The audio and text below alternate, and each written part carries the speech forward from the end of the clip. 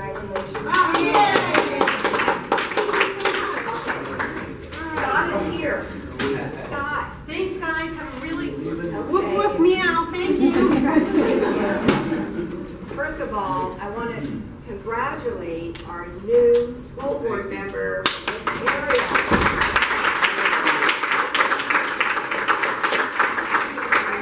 Scott ran a great race. He ran against an incumbent, and it was really difficult. Two-term incumbent. Two-term incumbent, and he won.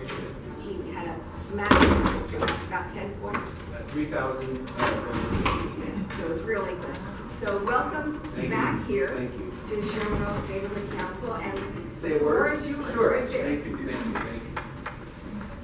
Well, I really appreciate the neighborhood councils helping me, because I know the teachers knew who I was, the kids knew who I was, and the administrators knew who I was, but you didn't know who I was. And I made sure I made the rounds in all of my neighborhood councils to make sure that you know who I am and what I will do. My goal, again, is still to make the schools to be the center of the community like they once were. Everybody loved the school. Everybody used the school for meetings, and whether it was a Saturday or a Sunday meeting, it was the place to go. I wanted it to be the same. Now, I have a Valley office next to Birmingham High School, and I have the Board of Education office. So the words from my constituents were, we want someone who's in the Valley so we don't have to ride all the way down to Beaudry when we have a concern. So I have made staffing where I have more staff in the Valley that I will have at Beaudry. Beaudry has plenty of people. The Valley has nobody. The office will be open every day, fully staffed, bilingual people, including me, but a bilingual secretary and a bilingual, what they call a chief of staff. And we're there to hear people's concerns. Meetings, you need a meeting place, you have them. Well, I don't know if you all fit, but I have to see. You're welcome to use that as a place to meet. So I'm here to listen. I have no political aspiration. I just want to do good for the kids. And I thank you very much. Thank you. What are your top priorities, Scott? Okay, number one, middle school. I was always a middle school person. Teacher, counselor, assistant principal, and principal. Middle school is so critical, more critical than you think. More critical than you think. If you don't have skills when you leave 8th grade and you go to 9th grade, I am going to insist on retention. I don't like retaining kids. I don't want to do it as a punishment, but it is criminal to have kids go from 8th grade and poor skills, poor work habits, all fails, and go to high school. And I tell them, when you go to high school, those credits count. You're going to have a fail, and you're not going to go to 10th grade. You're going to stay in 9th grade until you're 82 years old. You're going to stay there. And they don't believe me, of course. But they come back and they tell me, I failed my stuff and I'm in 9th grade again. So I want to prevent that. It's a hardship. It's an agony for kids to finally realize, oh my God, you really do have to come to school and pass. And that's something I want to implement in middle school. You know, coming to middle school from elementary school, they usually catch you in 3rd grade if you can't read, and they do these interventions. But I have the same plan for middle school. SAC, very sad. Most of the dropouts start at middle school. They can't do it. They can't do it. So that's what we're going to be working on, protecting taxpayer money. The investigation with the FBI is still going on, with the iPads still going on, in full swing, protecting taxpayers' money. Please don't ever think that you can never support a bond issue again. Like people are saying, I'll never vote for another bond issue. They're going to trick us and spend $1 billion on iPads. That kind of stuff will not happen again. Will not happen again. We have a lot of good people on the board. Really, I met them who are interested and united in making sure the taxpayers are covered. And the last thing are parent centers.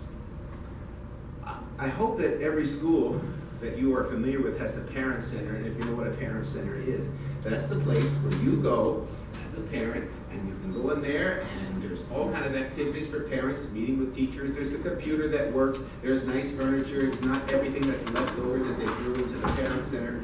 Active parent centers, parents being taught what the kids are learning. their kids. Very, very important, because at 3 o'clock, education still goes on. And you know, the world doesn't end at 3 o'clock when the kids go home. They have parents, and not the parents know what they've learned in school and how they can help them at home. My mother and my father, they couldn't help me because they only went to middle school. And but my mother made sure I was doing my homework. She didn't know what I was doing, but she was watching. She was watching. You know, she couldn't help me with algebra or anything else, but she saw that I was doing my homework, and I couldn't trick her. So parents are partners, and I want to have an active, successful parent center at every school. Okay? Any questions or comments? Yeah, okay. Yes, sir. Hi. Hello. Congratulations. Thank you, sir. On background, my dad was a sixth grade school teacher and then a principal. Very similar to your background. And one of the things that I know parents are concerned about, I don't have any kids yet, but one of the things that parents are concerned about that, you know, we live here in LA, the school system is not as great as it could be, and a lot of people feel that they have to send, if they want to give their kids a great education, they have to send them to private school. And yet we spend a lot of money in taxes, there's a lot of money that goes to the schools, yet people feel like now they're paying twice. They're paying for schools that they can't send their kids to, and then they have to pay for private school. My parents moved to a town in New Jersey, so we had a great school system, and they specifically moved there for that reason. The enormous People don't taxes. have that. Yeah, I know. People don't necessarily have that option here because LA is so big. Correct, correct. What do you think can be done, what you would like to see, short-term, long-term, to make our schools better so people can feel like they really can send their kids to LAUSD schools? I need to make sure that when I deal with principals and the superintendent of it, this is now, you know, the valley has been divided into northwest and northeast. Before the whole valley was one unit, and there was like 200 schools. Now the San Diego 405 freeway makes west, northwest, and east makes it the northeast. I have a good relationship with the superintendent. High quality education, discipline in the schools, working together, bringing people back to school who used to be there but were removed because of budget cuts. Counselors, psychiatric social workers. They're all working together to make the unit work successfully. And it's a lot of supervision. You know, a lot of times we had all these terrible, terrible child abuse cases that you read about, like in Miramonte, where there was one principal and 100 teachers. He didn't have an assistant principal. Now, I don't know how that man could possibly be observing every single teacher in the school. That's why you need additional help. And that's how we do it with additional personnel at school and making schools what they were. We have great teachers. We have great teachers. Cleveland High School, my last place before I took this job, fantastic. Private school. Schopenhauer versus Nietzsche, and the kids were all discussing it. I mean, it was just like, it was like a college class. And it is there. It is there. It just has to be developed. Have faith. Have faith. Okay, who is I that? have faith. Okay, Ron, and then. Yes, sir. Okay, my field in this world is operations, how things work. I pay my taxes. I would like as much of that tax money to go to education as possible. Too much of it goes to DWP. At home, I have changed my light bulbs to the new CFL bulbs. The school district has hundreds of thousands of lights where they're still using the old bulbs. They don't have to spend a lot of money buying new bulbs. As these things are changed out, they can do it passively, just replace them with the new bulbs and save a lot of money that would be going to the DWP, spend it on the kids. The district is doing that, especially with replacement of lights and things, all these solar panels. When you go by the high schools, you see the parking with solar panels. But there's one element that the district forgot, and that is wasteful people. Like at my school, I would say, oh, Mr. Beaver, in your house, when it's summertime, it's hot, do you leave the doors all open while the air conditioning is running? Well, of course not. Well, the doors are wide open, and all this cold air is rushing outside. I said, you know, we got to treat the school as if it were our home. Close the doors while the air conditioning's working. When you leave the room, shut off the lights. Turn off, you know, they're all timers on the air conditioner. Turn it off when you go. Turn it off when you go. It starts with an individual. Along with that, the air conditioning units are designed to have open space around them. When I go into the schools, I see things piled all over them that makes the units work twice as hard and not produce air conditioning. It is a very big job, but attacking it one at a time is the way to do it. I mean, making principals who run the school aware of, you know, this is your school, this is your taxpayer money being used, you need to conserve energy, even watering the lawn. But the worst offenders were my teacher friends who would have to go to fight. And if everybody did that, I mean, the bills would go down immensely. It's very true. Sure. Yes? Yeah, but I attended John Burroughs Junior High School. Under major repair now. Back in the day. Major repair. When, back in the day when there was a dress code, back in the day when there was also corporal punishment on behalf of the vice principal, who was Mr. McNamara, who we referred to often as Mac the Whack. And we felt safe in school. I mean, safety seems to be a major issue now with the LAUSD. Guns, other types of violence occurring. So what can be done, or what ideas necessary? Parents' number one concern is not the academic success of the school. Parents' number one concern is safety, and it was then, and it still is today. Safety is number one. Now, I don't believe in corporal punishment. I would like to strangle some students sometimes, but I wouldn't touch them. But there are ways of dealing with discipline. But safety, most middle schools have a police officer in school. Most of them do. We have campus aides that are usually better than the police officers, because the campus aides know all the kids. And the kids always tell them what's going to happen, and they know where to be when there's going to be a fight or something. But safety is number one. Campus aides, school police, and just people being vigilant at school. It is number one. We don't get the kids anymore. Yes, just a couple of points to piggyback on Ron's point. You know, you mentioned all these best practices, so to speak, that you instructed your own teachers in the past to do. Yes. Maybe LAUSD should develop a guideline or a guidebook for all the teachers of best practices that they can utilize as individuals to help bring these costs down. Yeah, that's a very good point. Yeah, we always talk about instruction. We never talk about operational issues. And Well, we have best practices for kids, right? Yeah, yes. There's code of conduct, Right. but is there an equivalent for the teachers to respect the taxpayer? I can't answer that question because I don't know. I guess it's up to the individual principal to make sure that the teachers are aware. That's some food for thought for your Okay, turn. Got it. The other thing I wanted an update on, there was discussion and talk back and forth between you and the incumbent prior to the election about the core curriculum and what it means for the students, what's being developed right now. You mean Common Core? Common Core, yeah. Yeah. That's a hot button topic. People either hate Common Core or they love it. People say, oh, the federal government is starting to make an educational policy for the schools, and education has always been the right of the state. Okay, so there's a concern right there.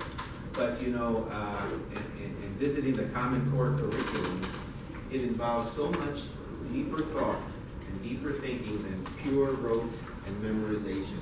It's a different way of teaching, it's a different way of learning, and I could think it's only positive in the end. And the good part is the federal government loves Common Core so much that they're always giving the schools money. And I'm talking about millions and millions and millions to implement Common Core, which I think is a good thing, and also give us money for summer school, which we hadn't had in 5 years, and is paid for by Common Core. Common Core is allowing people to go to summer school to review and to take other courses. So I do not oppose Common Core. I embrace Common Core. And I know a lot of people don't like that, but that's how it is. And I think it's going to help us at the end in developing deep thinkers. So it is gonna come about? Yeah, it's voted on and developed? California is part of the consortium for Common Core. A lot of people are dropping out, but Common Core is still part of the consortium. We have a question right here, Ethel. Yes, bullying. I have a grandson in middle school, and what I want to know is how we teachers, I know they can't find out if a particular one, but are they trained to kind of, Yes, we have PDs, we have professional development on bullying and bullying prevention. The best people are the kids we know. And there are adult bullies too. I don't know if you know that. There are adult bullies. Yeah. They bully each other. They bully the secretary. What are you going to let that secretary do that? She's just a secretary. That's bullying in my opinion. But there's a way to control it, and that's making relationships where kids feel confident to come to you on the side, not in front of everybody, and say, this is what's happening to my friend. And they do. he told my son, my grandson told my son that he was being bullied, and what I wanted to know. And who did your son tell? Did he come to school? Pardon me? Who did your son tell? What did your son do? My son told, my son. Did he come to school and talk to? It was his last week, and he was. Doesn't matter. Come the last week. Come the last week, because we're going to start school in a So month. my grandson said, I'm so glad that school is over. That's sad. Because, That's very sad. okay, Your son needs to go to the school, because the principal's still there for another week, and let him know what's happening. Let him know what's happening. The teachers come back early for training and preparation, and operations preparation too, to close the doors. But they also need to know about that too, and what to do. There are signs, there's posters, and teachers are responsible to prevent bullying. They get in trouble themselves if they ignore it. It's almost like child abuse, Yes. right? no, the thing is that my husband, Ron, he's talking about light bulbs. Yes. And saving money. Well, they're important too. I'm Kids are number He one. wants to save the kids. No, kids are number one. Perfect marriage. There's always an adult at school who is willing. It doesn't have to be a teacher. It doesn't have to be the principal. It could be the campus aide. It could be the cafeteria lady. They're all mandated reporters. They all have to let us know, and that's what he needs to do. He must like somebody in that school a lot that he would confide in. Kids would tell me when no one was watching. They would tell me, and I would go where they told me it was going to happen, and there it was. Is there another question? You're welcome. Yes, sir. Hi. I find with my own circle of friends, there are a lot of boys and girls who speak a different language at home. Yes. And as soon as they leave school, or sometimes even at school, they're talking to their friends who understand a different language. Yes. And I find that the parents need some parenting. They have no clue of what the kids are talking about. And is there a way to teach the parents on some of these things? That's part of the parent center. That's one of the jobs that my parent center did, was teach them how to use Facebook.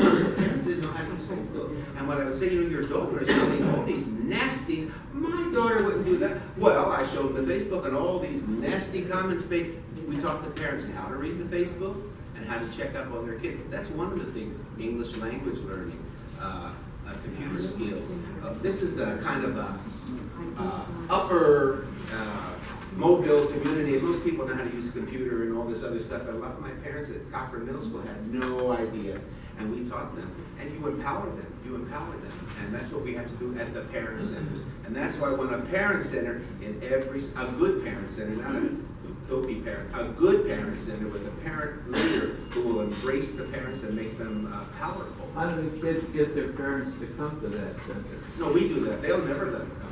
We do that. We do that. We send letters out. We have visitors in the community when we have open house. They usually come to the first open house. And after that, I never see them again because they want to see the teachers. Well, we grab them, not physically, figuratively, and we make them part of the school and come back and refreshments. Everybody comes for everybody comes for refreshments. And that's kind of the hook. The hook. And we want them to see. Scott, thank you Yes. very, very much. You're giving me the Sorry hook. that Okay. we don't have enough time. Thank you. This is our limited edition.